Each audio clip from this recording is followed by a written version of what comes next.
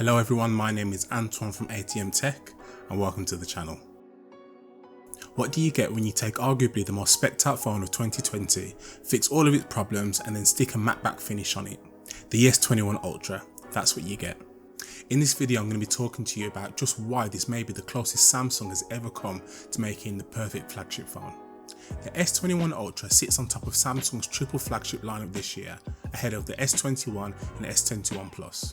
Samsung first went Ultra last year with the S20 Ultra, throwing massive numbers left, right and centre to really justify that Ultra name. Massive screen, massive battery, massive camera sensor with massive megapixels. And while the S20 Ultra nailed it in most areas, there were definitely some shortcomings. Samsung saw this and instead of trying to reinvent the wheel, they stuck to a formula that worked and focused on refinement instead. I would say fair play to Samsung for sticking to their guns, however they do have the Z Flip and the Z Fold lineup to really push innovation, so there isn't really much of a need to take risks when it comes to their main flagship lineup. So I'm going to start off with performance, an area that Samsung has never really struggled with, however it was a pretty big talking point last year with the S20 lineup. Specifically the Snapdragon outperforming the Exynos by quite a large margin. This year's phones have either the Snapdragon 888 or the Exynos 2100 depending on your region. Now I do have the Exynos model, so that'll be the point of view that I'll be speaking from. Now Samsung did say the Exynos did have a bump in performance this year, with some early leaks indicating that it was a slightly better performer than the Snapdragon. However, these were just leaks and need to be taken with a grain of salt. I'm sure there's going to be plenty of comparisons out there in no time for people who can get their hands on both variants. The phone I have has pretty good performance, doing pretty much anything I ask of it without any hesitation. The battery especially has been really good, with me being able to average 7.5 to 8 hours of screen on time, no problem. That's running the display at 120Hz at its full resolution of QHD. Speaking of resolution, this year Samsung decided to treat us like adults and actually let us choose our refresh rate and our resolution. Last year you could only have a fixed 120Hz at Full HD+, presumably to save battery. This year Samsung will introduce a variable refresh rate between 10Hz and 120Hz depending on what's going on the screen. And as I said before, you could also have that all the way up to QHD, its full resolution. The variable refresh rate should allow for better battery performance even at the higher resolution. The display on the phone is what Samsung call the Dynamic AMOLED 2X, which is marketing speak for pretty damn good. I feel like I say this every single time I review a Samsung flagship, but they have the best displays in the business and this phone once again is no exception. The colours pop as always, but you can adjust the colour temperature to suit your preference. Not only that, but the screen can get way brighter than what you'll probably ever need in everyday life. The front glass uses Corning's latest Gorilla Glass Victus, but I'll let Jerry rig everything worry about the durability side of things. And always a plus, the phone comes pre-installed with the screen protector. It took me a little while to figure out how I really felt about the S21 Ultra's design. After weeks and weeks of seeing the leaked renders, every day I felt a little bit different. So on the front you've got Samsung's typical design language, rounded corners, thin bezels and a tiny centered hole puncher at the top for the selfie camera. I can vibe with that, and to be honest I'd be quite content if Samsung didn't change it anytime soon. It's been quite subtle the past few generations, but Samsung is slowly flattening their front curved display. With the S21 Ultra there is still a slight curve, but it's to the point where you stick a case on it and it's virtually flat. Again, I can vibe with this. I appreciate the aesthetics of a curved display, but the usability of a flat one. The S21 Ultra definitely meets a happy medium. Now on the back, Samsung absolutely nailed this matte phantom black finish. There's a certain well-known tech YouTuber who advocates for matte black everything, and in this case it absolutely works. When you combine this finish with the fact that it's also very fingerprint friendly, I completely understand anyone who decides not to use a case on this phone. At their own peril of course. And that camera bump, definitely the most polarizing design element of that phone, but for me it's a 10 out of 10. It's not easy to take something so large and in your face and have it merge and melt with the natural curves of the phone, so kudos to the Samsung design team. Samsung have always been the king of features when it comes to their flagships, but sometimes to their detriment. With the S21 Ultra I think they've done a really good job of implementing some small but useful features. So single take is a camera feature that was first introduced on the S20. So you record a 10-second video and then the AI gives you a combination of photos, videos, slow-mos, boomerangs, etc.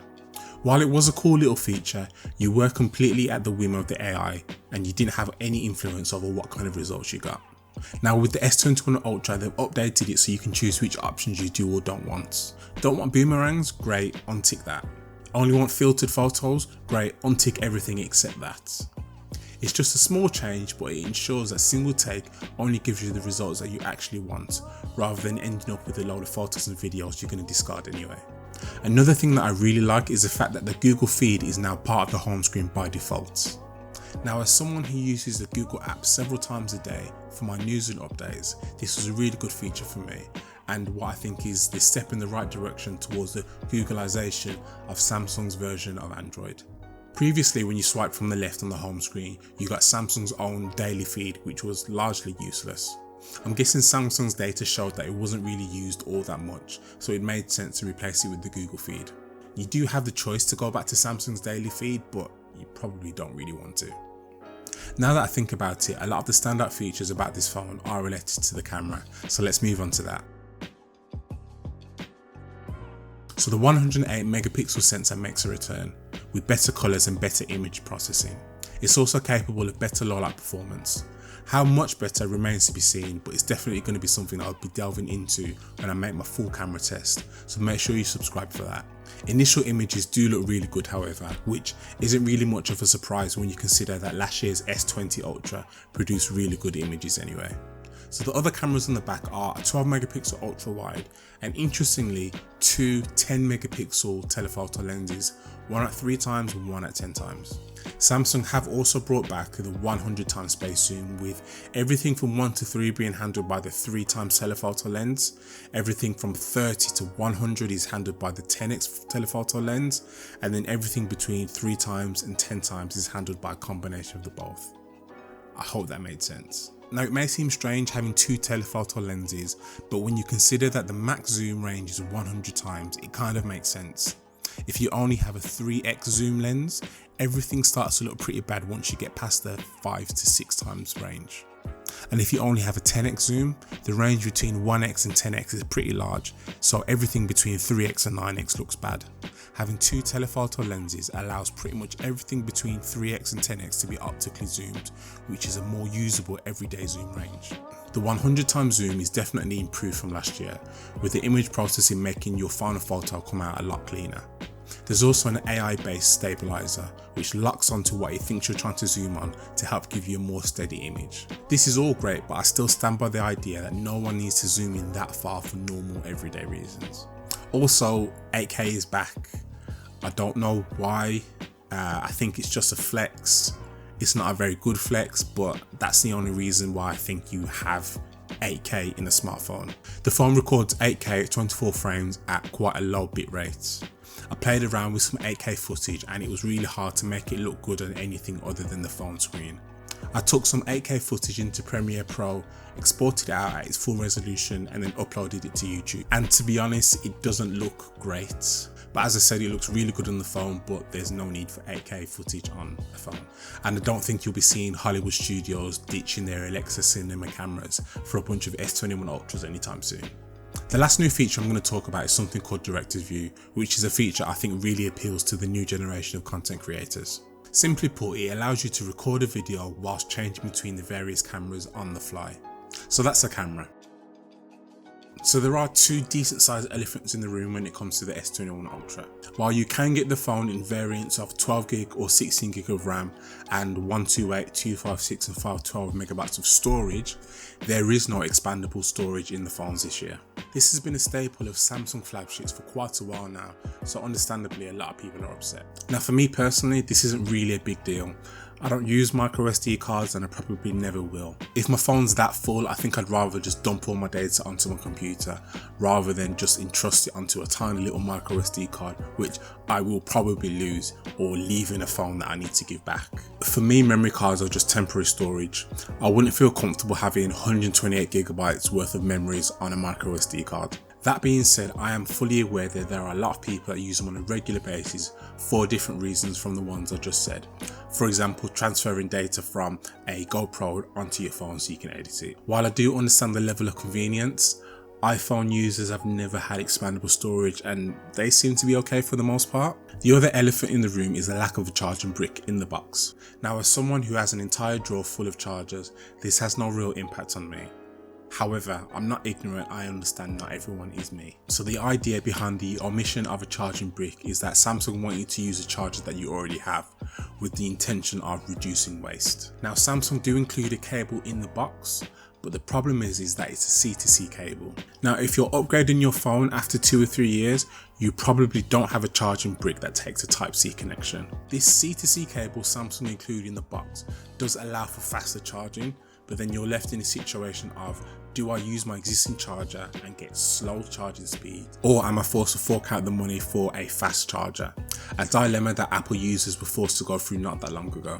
Speaking of Apple users, anyone who's upgrading from an iPhone 8, 10, 10R, you're going to need to buy a new charger. So this planet saving measure from Samsung is just going to turn out to be a big inconvenience for a lot of people. Samsung were nice enough to reduce the price of their charger, so that's something, I suppose. And I have seen additional discounts being offered at point of sale when you try to buy from the Samsung website. Samsung should definitely thank Apple though. Although they are long-time rivals, Apple paved the way and made it easier for other manufacturers, Samsung included, to remove the charger out of the box. Apple are really good at making the abnormal normal, which makes it easier for other manufacturers to follow suit. Both Apple and Samsung do seem to be pushing towards a wireless future, but until I can get a full charge in less than 90 minutes consistently, I'm going to take a wired charger all day long.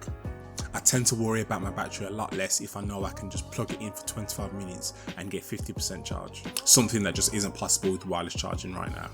So at the start I said this is probably the closest Samsung have come to making the perfect flagship, and while there's no such thing as a perfect phone, I think Samsung have come really close and I can't really think of any true negatives about this phone. Obviously time will tell and I'll definitely revisit this phone in a few months, but for me right now, this phone is a highly recommend. Am I the only person who, whenever you hear Ultra, just wants to say Ultra, Ultra? Any Killer Instincts fans in the house? No? Anyway, my name's Antoine, I hope you enjoyed the video. If you liked it, please leave a like, and if you want to see more of this type of content, feel free to subscribe. I've got an S21 and S21 Plus coming up soon. Again, I'm Antoine from ATM Tech, and I'll catch you in the next one. Peace.